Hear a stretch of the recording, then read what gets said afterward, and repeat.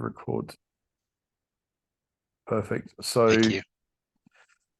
I'll start again. Okay, so reconciliation, providing like if you ever do this April 1, then you may just need to drop that back to March. It's March's rec that we're looking at. Okay, so click in behind there. And then this first toggle, almost, I guess, as a starting point, this first toggle here will go, here are the things that CloudIT just wasn't 100% sure how to map. So here we have Sonoron, and ideally we can just pick company name and then an agreement and then an addition, and then that's it, submit, and then that's it done. Okay, that's what we've done. Like, it actually automatically mapped most of them, but for the ones that we've manually done, that's the process. So it could well be that we've got the wrong company. Again, it doesn't look like it is, but you may go, oh no, it's actually on a different accounting ConnectWise. You guys have mapped it to the wrong starting point. Got it. Okay. Okay. So if I pick that, pick an agreement, and you're like, oh yeah, cool, it actually goes there. Submit. If you want to get rid of the comments for, like I said, not the end of the world, actually, the comment here will just stay visible for this first month. If we pin it, that comment will travel next month and the following month and all the rest of it. It will continually show. You can always unpin comment once you're happy. Okay. And then if you want to bring it back into the main view, considering we've sort of hidden the lines here, you can just untoggle that and it will just come back into the main view. Okay. Okay. Same deal. If like you can untoggle and toggle, it's the same function from there or outside. And that's it. So once they're mapped, then we'll go, okay, well, what is it that CloudIT is saying that we're underbilling by that amount? So in order to find underbilling, what we're calculating here is we're saying the unit count from the vendor is different to what's inside of ConnectWise on the addition. So the easiest way to find that, twofold. You can just click there once and it's going to sort by units off like that. And then do it a second time and it does it the other way around. It's overbilling.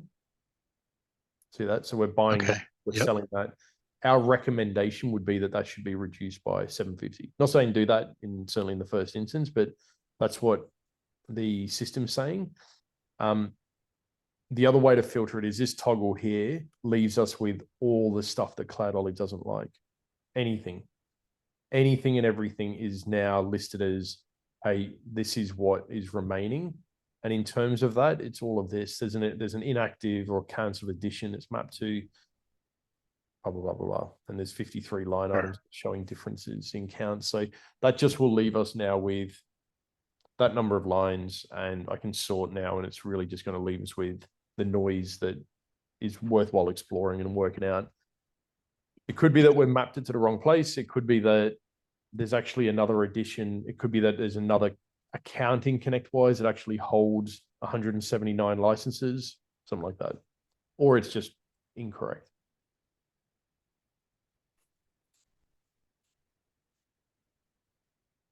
I'm just taking the notes here. Yeah, no worries. No worries. But yeah, the premise of it is every vendor line should have an addition.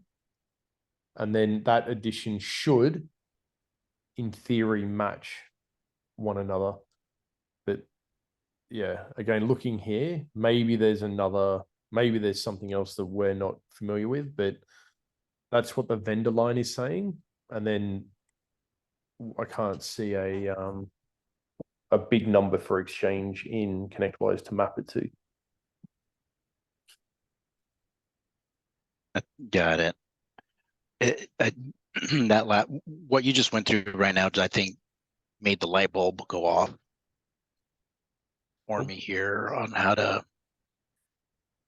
approach this here. What are you thinking? Well, when you clicked into the 179, or I don't know what the previous view was here. This one here? Yes. So you're saying from Synex, 191 licenses are out there, but our ConnectWise is only showing 12. Yep. And so, okay.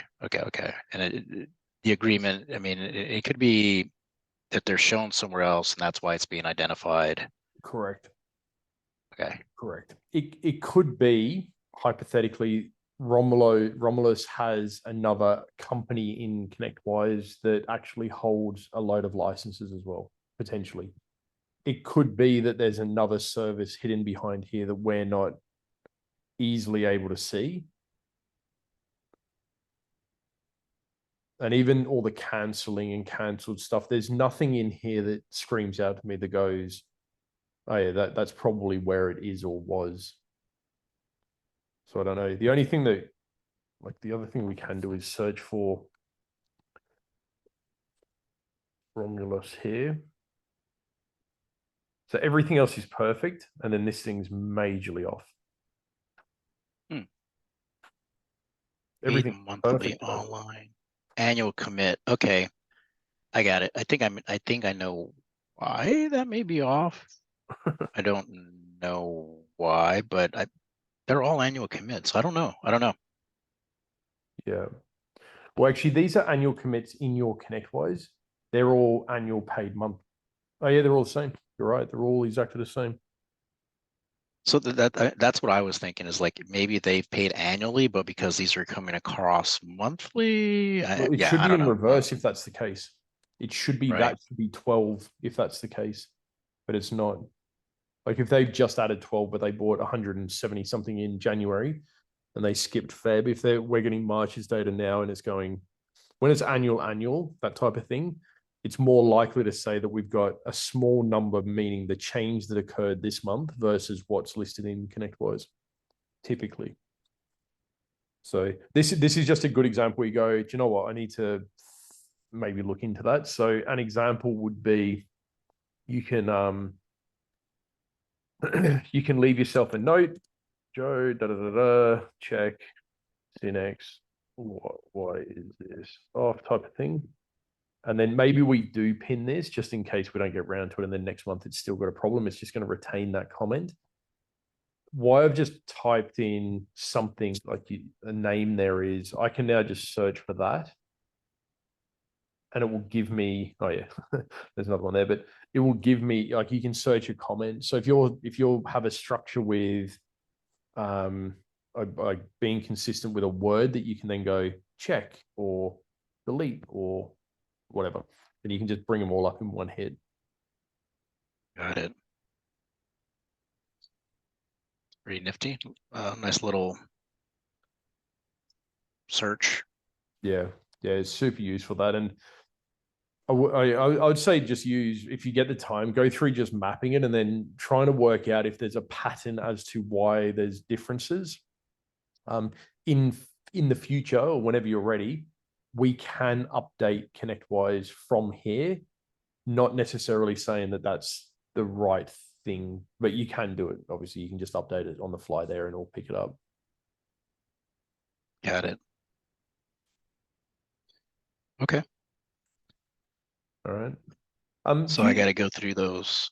Go ahead. Yeah. I'm sorry. So I'd say go start here, just work out. Yeah, like I'd be curious as to, there's quite a few that have been cancelled off in ConnectWise, but do still have a cost. And it may be that it was the last month that they have a cost coming from Cinex, and then it will drop off from the file, maybe. If that's the case, then that's totally cool. This is to be expected. If they drop off next month, there'll be a new little box here going, warnings. Hey, these things dropped off from the vendor file 1 month to the next. So that's kind of what we expect if they have actually been cancelled in the vendor file or vendor portal. Once you go through these and just give it a home, then I'll click that and then start working through where and why we're showing overs and unders and all the rest of it. And last little point, if you ever want to know how CloudOlive has arrived at that number or that cost or anything, you can download this here.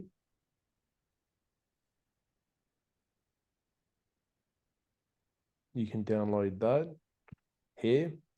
And Oh, then nice. this is the raw, untouched data set. This is what CloudOlive has brought into our system on this first page. See, there's to be imported. This is how Yes. CloudOlive has or like organized however Synex has given us the info. Okay, so if you ever wanted to go, what on earth is CloudOlive talking about? There's 1,500 licenses there. You can grab that ID there. Everything outside of the 120 is just your database number with us, and then this is the ID that's going to be in here. So I can go filter. I can come here. I can search for this, and it's come back with row 287. This is my thing here, 150. Like there's no smarts in this. It's just one line item. Then I go, that's a bit weird. Well, let me have a look at the actual data set. You can then come down to 287 and you can see whatever it is that's that info. That's how we don't do any smarts on that. We just bring in the data that's there and then match it to ConnectWise. So you can then see specifically, oh, okay, you can get a little bit more information by doing that. But that should give you an idea of the data's come from the raw data set. If you want to track it back to see why is CloudOlive referenced it like that, that's the process you can follow. Okay.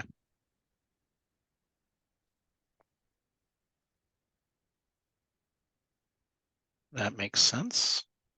Cool.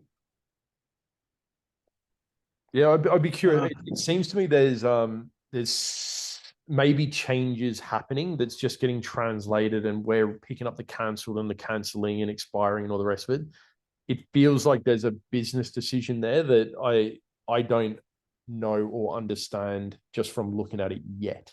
But I'm sure when you start dialing into this, it will all make sense. Yeah. One final piece: if we're reading 293, if there's a sync going on with Unite or manually or whatever, this is a point in time count from the invoice.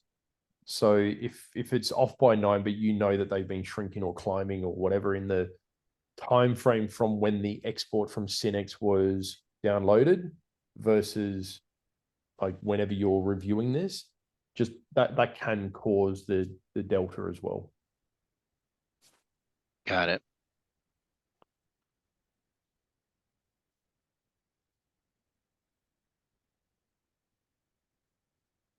I'm pulling a data. Got it. Okay. All right. Yeah, that's sort of the in the weeds. That's pretty much everything to work out what's going on. And then once it's all mapped and we've got a clearer picture as to why there's like 50 odd lines with a difference. It could literally be just the timing of the report to ConnectWise. That covers 90% of them. But there are some bigger ones that I would certainly recommend having a look at. So, Adam, let me ask this because I know how fresh does the exported data need to be, if that makes sense? Because you said there could be a small discrepancy. Yep. Well, it's whenever you want to run this process. So the Synex invoice is available at a certain point in time. So ideally, it's I think it was the second or third or something maybe that I can't remember off the top of my head now, but ideally as close to that as possible, and then we get it in there and we can immediately see what's been missed and why, and then track it back and fix it as quickly as possible. Typically as close to whenever the invoice is generated as possible. If you didn't have Unite syncing and changing things, it doesn't really matter. Like if you use CloudOlive to then make the fixes and changes, then it really doesn't matter when those two things happen. But Right. if there are adjustments happening in the background, through that be people or a tool, then it's pretty much as close to when the data set should match as possible would be the most beneficial. Yeah. Understood. Yeah. All right. Well, I don't want to burn up too much more of your time, as this was failure on my end to do some action items. No, good. I'll listen, mate. I will get you this video, and then maybe we pencil in this time next weekend. If you need more time or whatever, or you have questions in between, just hit me up. Always happy to shuffle it around, whatever suits yourself. Yeah, awesome. I appreciate that. All right. How are you finding the new role? Yeah. You're drinking from a water hose at times, and then there's times where I'm like, am I